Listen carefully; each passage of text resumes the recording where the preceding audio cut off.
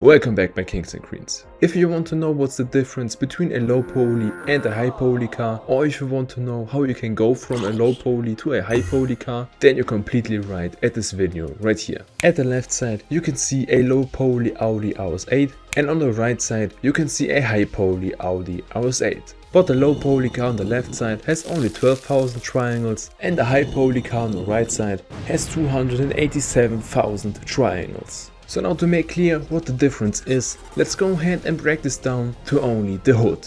Alright, so this is the topology of the low poly car and this is the topology of the high poly car. But if we would go ahead and remove all of the fancy modifiers from the high poly mesh, you can see that this is now looking pretty much like the low poly car. And if we now would also go ahead and shade this object flat, bring back the low poly hood and move the low poly hood to the front and take a look on both hoods, I think you wouldn't be really able to say what car would be the low poly or what car would be the high poly one. So with this I want to show you that the difference between a low poly and a high poly car does not come from the topology. As right now you can see the topology of the high poly car, but of course it doesn't look high poly at all, and in the next steps we will go ahead and again achieve the high poly look. The first thing that you want to do to achieve the high poly look is to shade smooth the mesh. To do this, go back into the object mode by pressing tab, select the object, so in this case the hood, and you can see that the hood is selected by the orange outline. Then go ahead and go over to object and down here click on shade smooth.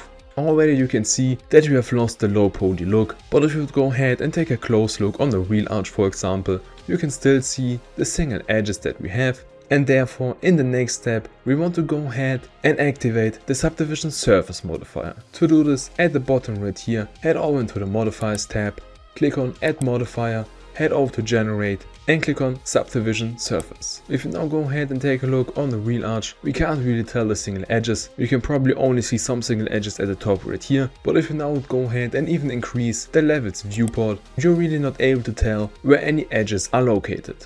And by the way, if you're at this point interested on how to create a low poly or a high poly car in Blender, you can go ahead and check out the first links inside of my description. And if you would go ahead and press tab to go back into the edit mode, you can still see the low poly topology that we have. Only if you would go ahead and apply the subdivision surface modifier, you can see the high poly topology that you have achieved. But of course working with such a topology is pure pain, so let's go ahead and bring back the subdivision surface modifier. But of course at this point we are not done, as with the shade smooth and the subdivision surface modifier we have lost all of our sharp edges. So in the next step we need to go ahead and add in supporting edge loops. So first of all you need to make sure that you know which edges need to be sharp, and for this Audi R8 I know that all of these edges right here should be sharp. Then we have some sharp edges all the way to down here. Then we have a sharp edge right here and the last sharp edge at the wheel arch right here. So let's start right with this edge right here. To bring it back we only need to add in a supporting edge loop from the bottom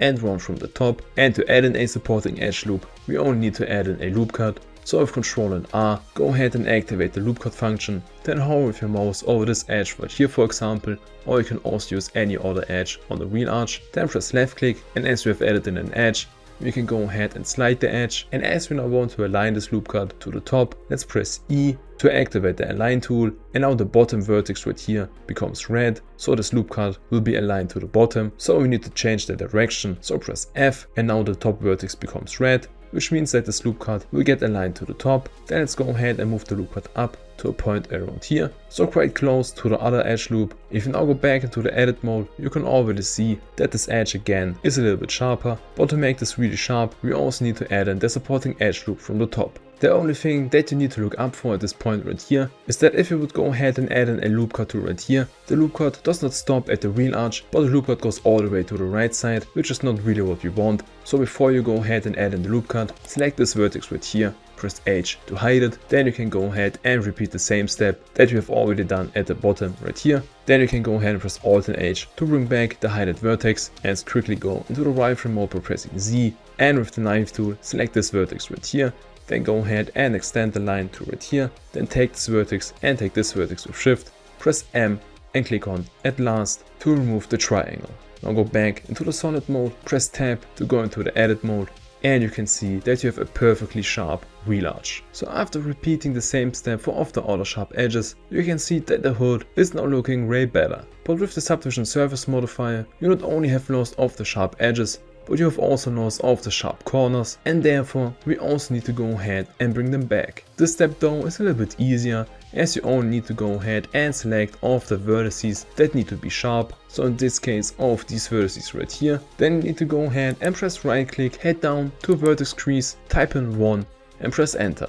With the vertex crease you can see that the shading looks perfectly fine and that the corners are sharper than ever. But right now the hood is as thin as paper, and this is of course not what a real hood looks like. So we need to go ahead and add in a solidify modifier. For this again, click on add modifier, head over to generate and click on solidify. In the settings of the solidify modifier you can adjust the thickness, but I would go ahead and leave this at 0.01. But go ahead and make sure that you activate only rim, as we only need the added in depth, but we definitely do not need all of the faces at the bottom of the hood, at least if you're not planning to making the hood openable or something like this. But with adding in the solidify modifier you can see that the complete outline of the hood does look kinda weird, and to fix this we need to go ahead and mark sharp off the edges. So in the edit mode and in the edge selecting mode, with shift and alt go ahead and select off the outline edges. Then go ahead and press right click, and in the bottom right here click on mark sharp. Press tab to go back into the object mode, and now you can go ahead and rotate the view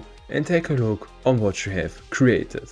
Alright my kings and queens, I've just showed you the method how you can go from a low poly to a high poly car. And if you take a last look on the topology, you can see that we didn't even touch the topology except all of the supporting edge loops that we have added in. The only real thing that we have done was to add in some modifiers. Now if you're at this point interested on either creating a low poly or a high poly car in Blender, you can go ahead and check out the first links inside of my description for the complete guides on how to create a low poly or a high poly car in Blender, all the way from setting up the blueprints to modeling every single part of the vehicle to creating a final render at the end.